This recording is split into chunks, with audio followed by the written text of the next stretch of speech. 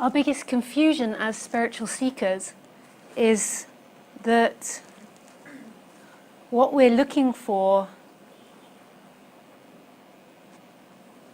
is beyond this. But actually, it's the opposite. What we're looking for is actually in this and is this. So when we're taught consciousness teachings, which are really beautiful teachings and they have their relevance, we're taught that there is something beyond this conscious of this. So there's something prior to the body-mind mechanism which is conscious of this. And it's a great teaching because it helps point out intellectually that there is something experiencing the person which isn't the person. And it's really profound how it does that, and that's a beautiful realization. But actually, it goes even deeper than that. So the way life is experiencing itself at the moment is through the senses. And we say in the West we have 5 senses, but actually there's many more senses than that. There's feelings, there's thoughts, there's intuition, there's many senses. But that's the way life is experiencing itself at the moment, is through the sensation of this. And the world and the sensation aren't separate. So we believe in our thought system that what we touch is separate from us. But actually, we wouldn't know touch if there wasn't something to touch. If there was nothing for us to touch, there wouldn't be touch. They exist together. The sense of something and the sense of something and the sensing are the same thing. So that which you experience through the sensing and the sense are one and the same thing. It's all there ever is sensation. In this reality, that's the way this is experienced. And sometimes when we get into this subject, we try to get away from sensation. We try to go beyond that, but it's not beyond it, it's in it. We believe that consciousness is separate from the sensation, but actually the consciousness and the knowing of this, the experiencing of this, is in the sensation. Not out of it, not looking at it, it is in it, it's in what's happening. When you believe it's consciousness, there's still a divide in the mind happening that's looking back or in some way intellectually knows consciousness that's conscious of. You cannot know what I'm speaking about. It is only known. It's only the way it is. You cannot see the experiencer, yet it is here in everything. So when you first have that realization, often there is a part of the mind that knows consciousness. If you know what this is, in intellect, in thought, in some way, you as the person know it, it's not it. It's even more direct than that. It's a great pointing and it's a great step, but it's actually in what's happening. So this is an embracing of everything. This is an embracing of being human 100%, because it's in the sensation, it's in the experience that who you truly are is found. So it's in the feeling, it's in the touch, it's in the sight, it's in the hearing.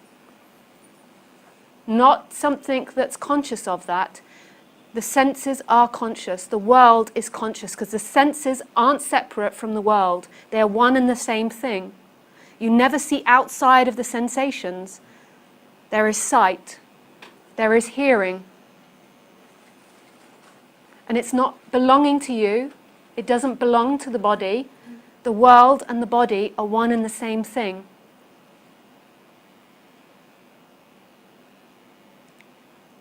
And life is experiencing itself through the sensations. This is an absolute intimacy with what's happening. And in what's happening, the world is and isn't. The world exists and doesn't exist. This is real and unreal.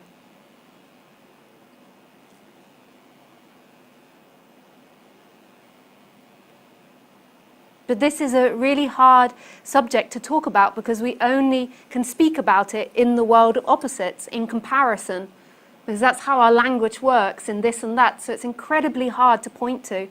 So consciousness is such an easier way to speak about it.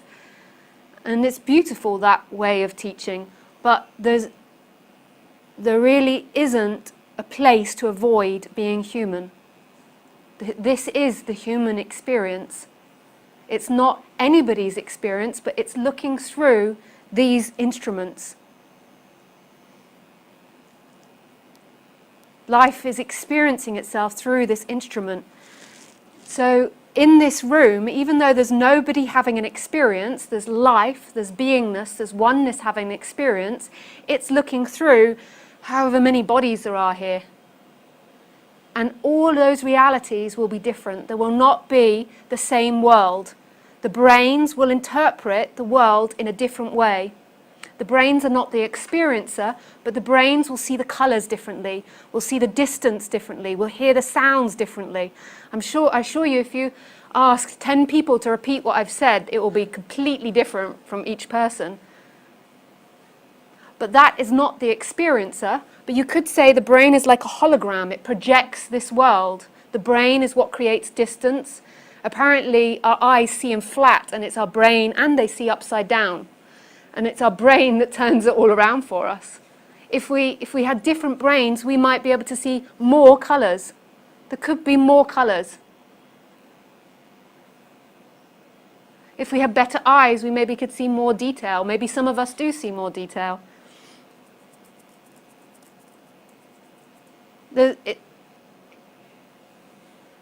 But the point is that's nobody's experience. We think there is somebody that has a personal experience. But there isn't a personal experience. There's oneness having an experience. There is presence having an experience. And this is the human experience. So everything that is touched, everything that is felt, everything that is seen is yourself as oneness. There is no outside of that, good or bad, right or wrong. It's in it.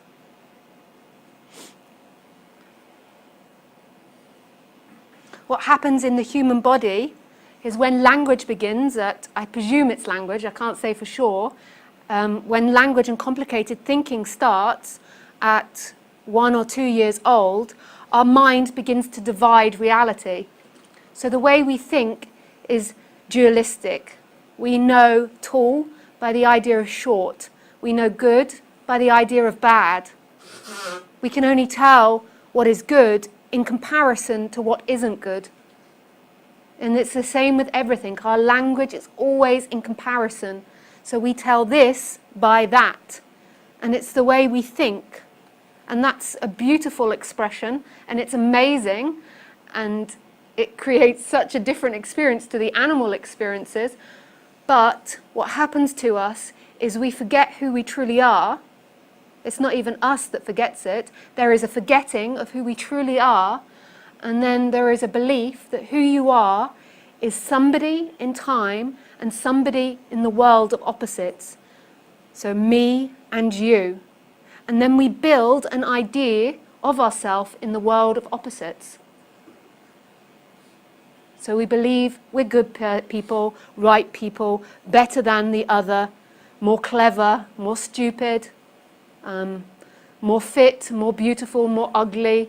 Whatever it is we believe about ourselves, we begin to take that in and believe it to be a reality, rather than seeing that as thinking, and that thinking is in constant movement and change.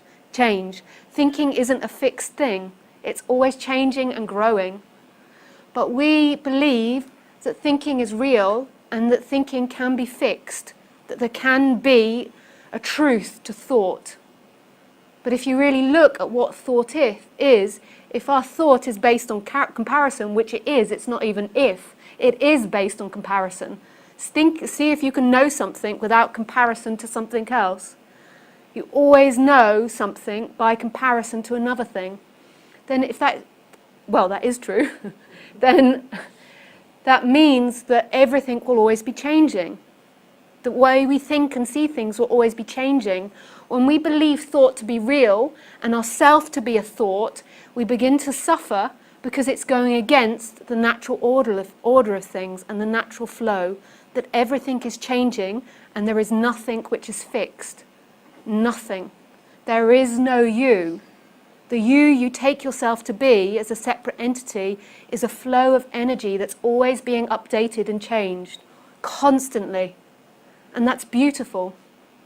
But we get into this mentality of being fixed, and then we begin to be afraid of change because we believe we are something that is permanent, and we're afraid of anything that threatens that.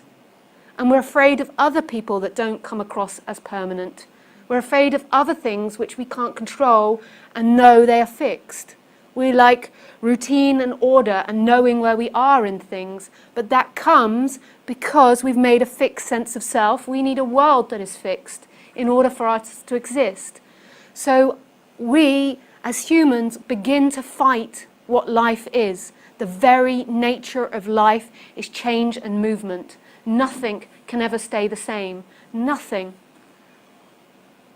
And this is so beautiful, but also really terrifying to an entity that believes it's alive and believes it can die and is trying to maintain itself.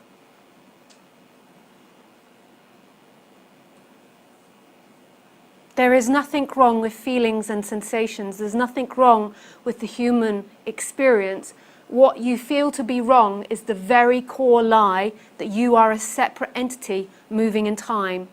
And that separate entity knows there is a lie, knows there's something wrong, and is constantly trying to work out what the lie is and trying to get to home and safety again.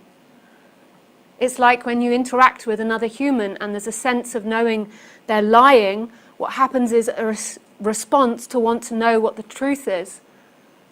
And it's the same with yourself. You are lying to yourself, so there's always a discomfort with that lie. And you're always trying to get to the bottom of what the lie is. But you believe that the lie and the truth is outside of yourself, is in this what we call world that's out there. But the lie is the illusory you. You are this still presence that always is, that's never born, never dies, and is always free. And you might, when I speak about non-duality, I don't always speak about non-duality, I also speak about therapy. But when I speak about non-duality, there might be this sense of vivid aliveness that comes again, or you could call it love. And this is who you truly are. But it's not perceivable in thoughts. The thoughts will perceive it, but it's actually an instantaneous thing that you cannot see, yet it is seeing, it is experiencing. You are experiencing. I can't get this accurately in words. I can only point to it because words come and go and they're always changing. This is not a religion. This is not a dogma. This is unconditioned love, which embraces everything and rejects nothing.